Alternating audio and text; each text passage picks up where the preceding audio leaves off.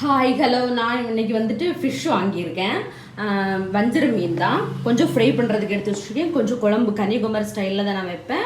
கொஞ்சம் குழம்பு வைக்கிறதுக்கு எடுத்து வச்சுருக்கேன். சட்டியில் வச்சா இன்னும் நல்லா டேஸ்ட்டாக இருக்கும். அதனால் சட்டியில் தான் நான் வைப்பேன். அதுக்கு நம்ம தக்காளி, பச்சை மிளகாய், மாங்காய் எல்லாமே எடுத்து வச்சுருக்கேன்.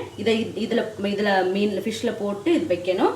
அப்புறம் அரைக்கிறதுக்கு கொஞ்சமாக தேங்காய், அப்புறம் இந்த ஸ்பூன் அளவு 3 ஸ்பூன்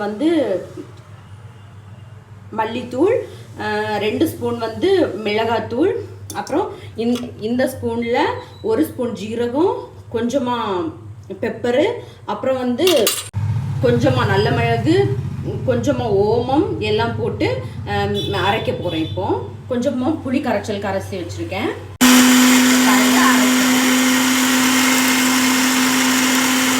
அப்புறம் இந்த ஸ்பூனில் 2 ஸ்பூன் சால்ட் போடுறேன்.